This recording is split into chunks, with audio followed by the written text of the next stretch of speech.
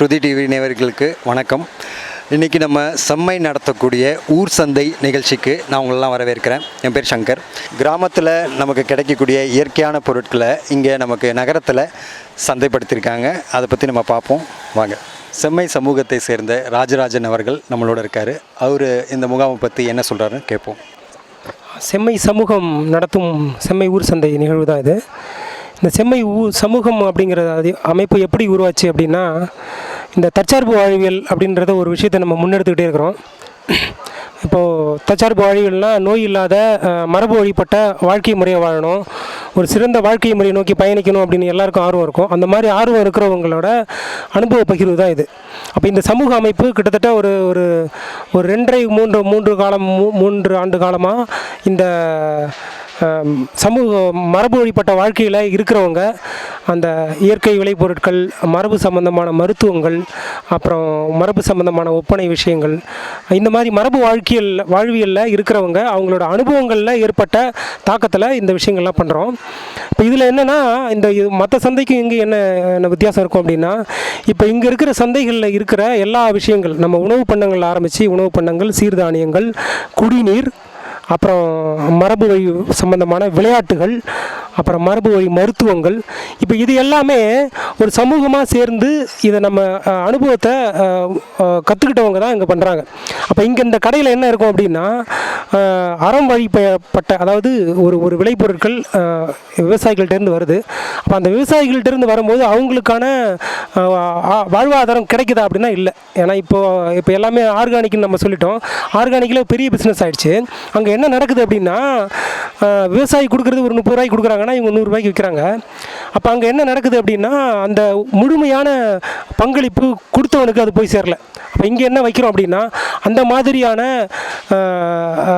வாழ்வியல் நடைமுறைகள் இருக்கிற எல்லாருக்கும், இப்போ முக்கியமாக எல்லாருமே இங்கே சென்னையில் இருக்கிறவங்க எல்லாருமே இந்த இப்போ சென்னையில் இருக்கிறவங்க கடலூர்லேருந்து வந்திருக்கலாம், தருமபுரியிலேருந்து வந்திருக்கலாம், தஞ்சாவூர்லேருந்து இருக்கலாம். இப்போ ஒட்டுமொத்த தமிழகத்தோட ஒரு ரெப்ரசன்டேஷனாக தான் இங்கே இருக்கிறோம் இல்லையா. அப்போ இந்த மாதிரியான வாழ்க்கை முறையில் இருக்கிறவங்க என்ன பண்ணுறாங்க, அவங்களுக்கு தெரிஞ்ச விஷயங்களை கொண்டு தயாரித்து வைக்கிறாங்க. மரபு உணவு தின்பண்டங்களை அவங்களே தயார் பண்ணுறாங்க, வீட்டில் தயார் பண்ணுறது. இது எல்லாமே எதுவுமே தொழிற்சாலை தயாரிப்புகள் கிடையாது. முக்கியமாக இப்போ தொழிற்சாலை தயாரிப்புகளை ஏன் நம்ம போகக்கூடாது அப்படின்னு சொல்கிறோம் அப்படின்னா, அதில் ஒரு பிஸ்னஸ் மைண்ட் வந்துடுது. அப்போ அங்கே அறம் இல்லாமல் போயிடுது. அப்போ அதுலேருந்து நிறைய அந்த நூலை பிடிச்சிட்டு போனீங்கன்னா எல்லா விஷயங்களுக்கும் பிரச்சனைகள் ஆரம்பிச்சிடும், நோய் எல்லாமே வந்துடுது. அப்போ உங்களுக்கு நீங்கள் யூஸ் பண்ண பொருட்கள் என்ன வரணும் அப்படின்னா அது உங்களுக்கு தெரிஞ்சிருக்கணும். எங்கேருந்து நீங்கள் தயாரிக்கிறீங்க அப்படிங்கிறது தெரிஞ்சிருக்கணும். அப்போது இங்கே இருக்கிற எல்லா சந்தைகளுமே அப்படி தான் இருக்குது. சந்தைகளில் இருக்கிறவங்க தயாரிக்கிற பொருட்கள் எல்லாமே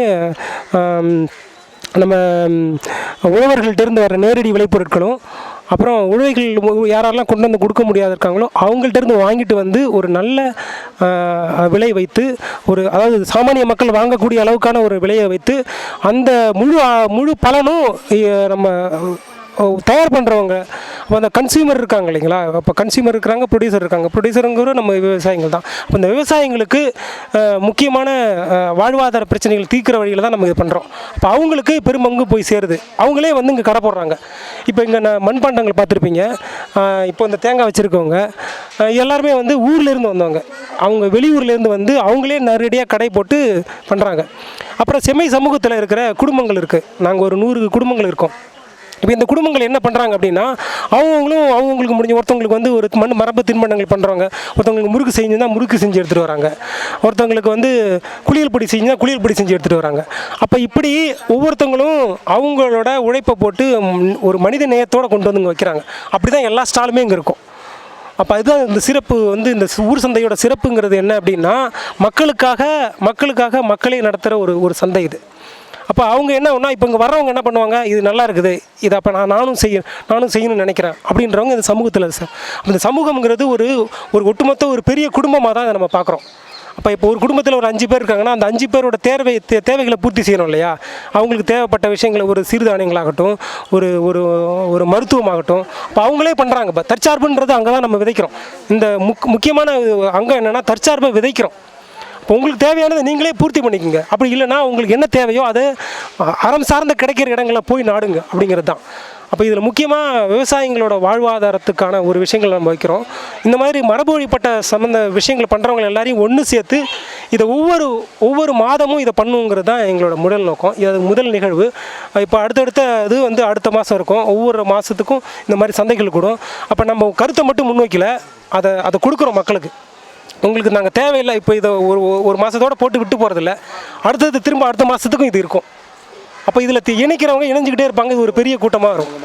சமூகமாக ஒரு பயணிக்கணும் அப்படிங்கிறது தான் இது இந்த செம்மை சமூகத்தோட அமைப்போட நோக்கம். செம்மை சமூகம் நடத்தக்கூடிய இந்த முகாம் எந்த அளவுக்கு வெற்றி பெற்றிருக்குன்னு சொல்லிட்டு நீங்கள் நினைக்கிறீங்க? அது வந்து வெற்றிங்கிறது என்னென்னா இது ஒரு ஆரம்பம் தானே. இப்போ பிரண்டை திருவிழா போன வருஷம் பண்ணோம். அது பெரிய லெவலில் பண்ணோம். அதில் வந்து அதுக்கப்புறம் மக்கள் கேட்குற கேள்விகளுக்கு எங்களுக்கு முடிந்த பதில் தான் இந்த சந்தை. அப்போ வந்து நீங்கள் இப்போ வச்சுட்டு போயிடுறீங்க, அடுத்தது நாங்கள் எங்கே போய் கேட்கணும்? அப்போ நம்ம ஒரு விஷயத்த பண்ணுங்க அப்படின்னு சொல்லிட்டு விட்டு போயிட்டோம்னா அது தீர்வாகாது இல்லையா? நிரந்தர தீர்வு வைக்கணும். அந்த நிரந்தர தீர்வு தான் இந்த சந்தை. அப்போ ஒவ்வொரு மாதமும் அவங்களுக்கு இது இருக்கும் அப்படிங்கிறத இப்போ ப்ரூவ் பண்ணிட்டோம். அப்போ இந்த சந்தையை நோக்கி நிறைய விஷயங்கள் இருக்குது. எல்லா விஷயத்துக்குமான ஒரு எக்ஸ்பெக்டேஷன் நம்ம கிரியேட் பண்ணுறோம். அப்போ நீங்களே கற்றுக்குங்க, நீங்களே பண்ணுங்கள். அப்போ என்ன ஆகுனா ஒரு சமூகம், நல்ல சமூகம், எல்லாத்துக்குமே தானாக தன் சொந்த காலில் நிற்கிற ஒரு சமூகத்தை உருவாக்குறது தான் இந்த சந்தையோட நோக்கம். இப்போ இதை பார்த்திங்கன்னா நம்ம வீட்டு கழிவை வந்து நிறைய வேஸ்ட் பண்ணிகிட்ருக்கோம். வீட்டு கழிவுலேருந்து நமக்கு வேண்டிய எரிவாயுவை வந்து நாமளே உற்பத்தி பண்ணி நம்ம அந்த சுழற்சியை வந்து நாமளே எடுத்துக்கலாம். ஏன்னா கழிவை வேறு இடத்துல போட்டுட்டு வேஸ்ட் பண்ணாமல் நாமளே எடுத்துக்கலாம். அதோட முயற்சி தான் இந்த பயோகேஸ் பிளான்ட். இதுக்கு எவ்வளோ செலவாகும்னு சொல்ல முடியுமா சார்? இது நகர்ப்புறம்னா கம்மியாகும். இப்போ சென்னைன்றதுனால எல்லாமே இப்போ இந்த டியூப் கூட பார்த்திங்கன்னா 500 கொடுத்து வாங்க நிலமையில் இருக்குது. அதனால் இது ஒரு செட்டப் சாணம் இல்லாமல், ஏன்னா இங்கே சாணம் கிடைக்க கொஞ்சம் கஷ்டமாக இருக்குது. சாணம் இல்லாமல் ஒரு 6000 பண்ணிடலாம். இது ஆரோ வாட்டர் இல்லைன்னா கேன் வாட்டர் தான் யூஸ் பண்ணுறாங்க. ஸோ அதை பார்த்திங்கன்னா ஃபில்ட்ரேஷன் ப்ராசஸ்லேயே அதில் இருக்கிற சத்து எல்லாமே உரியப்படுது. வெறும் சக்கையாக தான் கிடைக்குது நமக்கு தண்ணி, ஒன்றுமே இல்லாமல். ஸோ இந்த தண்ணியவே எப்படி திரும்ப உயிரோற்றமுள்ள தண்ணியாக மாற்றலாம் அப்படிங்கிற ஒரு சின்ன யோசனை தான் இது. ஸோ இது குடிச்சிங்கனாலே உங்களுக்கு அந்த டிஃப்ரென்ஸ் தெரியும். இதை குடித்தா ஒரு ரிஃப்ரெஷ்மெண்ட் கிடைக்கும். பிகாஸ் ஒருவனுக்கும் தனித்தனி ப்ராப்பர்ட்டிஸ் இருக்குது. அதுலேயே உங்களுக்கு தெரிஞ்சிடும் எது பெஸ்ட்டு, அதில் உயிரோட்டம் இருக்கா இல்லையா அப்படின்னு. அப்பா தாத்தா எல்லாம் இது வந்து பரம்பரையாக செய்கிற தொழில் தான். நான் வந்து 20 வருஷமாக செய்கிறேன். இது வந்து செய்கிறது கஷ்டம் கிடையாது, அனுபவம் வேணும். செய்ய அந்த கைக்கு பயிற்சி வரும். ஒரு நாள் 2 நாளில் கற்றுக்கிற முடியாது, ஒரு மாதம் இப்படி ஆகும், ஈஸியாக கற்றுக்கிறலாம். எத்தனை வருஷமாக இருக்கீங்க? 20 வருஷமாக செஞ்சுக்கிட்டு இருக்கிறேன். என்ஜாய் பண்ணி பண்ணுறீங்க இந்த வேலையை? ஆமாங்க, எனக்கு ரொம்ப பிடிக்கும் இது.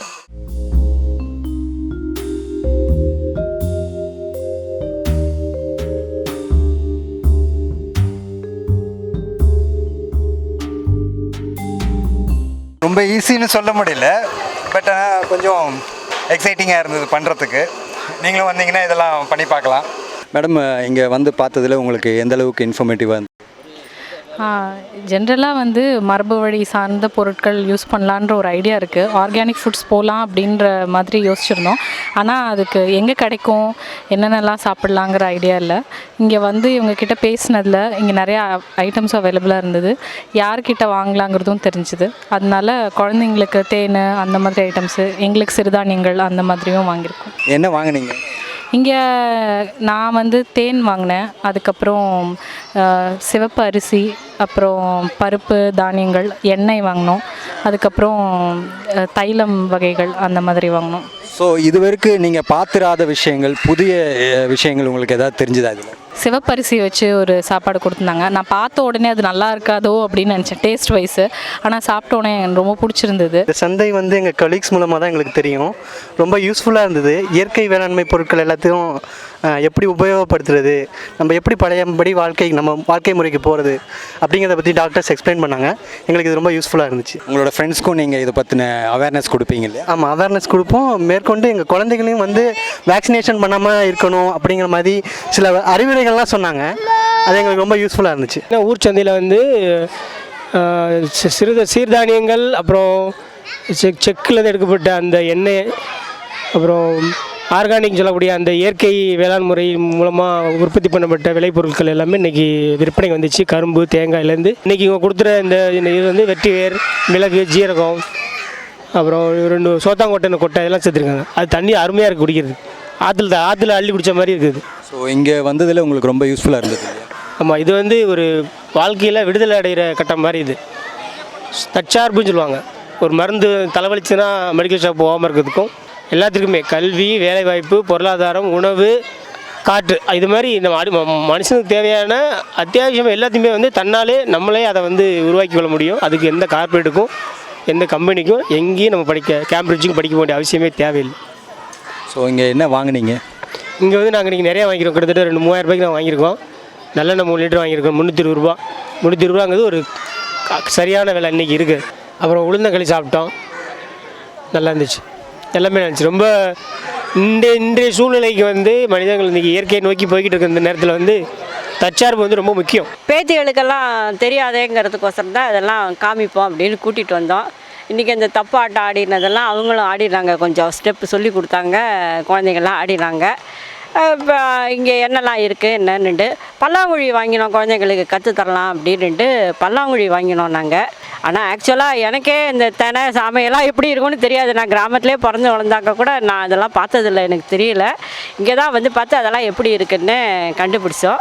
ரொம்ப யூஸ்ஃபுல்லாக இருந்தது, நல்லா இருந்தது ஓரளவு. ஆனால் இன்னும் குழந்தைங்களுக்கு வந்து அவங்க பல்லாங்குழியை வச்சு விளையாடுறது எப்படி, கோலி குண்டு விளையாடுறது எப்படி, பம்பரம் விளையாடுறது எப்படி, அதெல்லாம் இன்னும் அவங்களே இருந்து சொல்லி கொடுத்தாங்கனாக்க குழந்தைங்களுக்கெல்லாம் என்ன எதுன்னுட்டு அந்த விளையாடு எப்படின்னு தெரியும். உரியடியெல்லாம் அடித்தாங்க, குழந்தைலாம் எல்லாருமே என்ஜாய் பண்ணா நல்லா.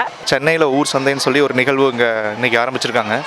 இது ரொம்ப ரொம்ப மிகவும் உபயோகமானதாக இருக்குது. என்னென்னு கேட்டிங்கன்னா, நம்ம இயற்கை வேளாண்மையில் விளைந்த பொருட்களை தேடி இங்கே சென்னையில் ஏகப்பட்ட கடை இருக்குது.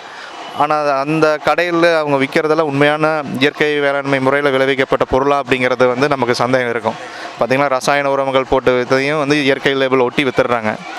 ஆனால் இங்கே வந்து பார்த்திங்கன்னா ஆமாம், இங்கே வந்து பியூராக நம்ம நம்பக்கூடிய வகையில் பொருட்கள் இருக்குது. நாங்கள் இதற்கு முன்னாடி பார்த்திங்கன்னா ஊர் சந்தைக்கு முன்னாடி சில காய்கறிகள்லாம் இங்கே ஸ்டால் மாதிரி போட்டு விற்றுக்கிட்டு இருந்தாங்க. அதை நாங்கள் போய் வாங்கி சாப்பிட்டதுலேயே அந்த வித்தியாசம் தெரிஞ்சதுங்க. யாரையும் சார்ந்திருக்காமல் தற்சார்பாக எப்படி ஒருத்தர் இப்போ நான் இருக்கேன்னா நானே எனக்கு முயன்ற எனக்கு தேவையான தேவைகளை பூர்த்தி செய்யக்கூடிய வகைகளில் எல்லா பொருட்களும் வச்சுருக்குறாங்க.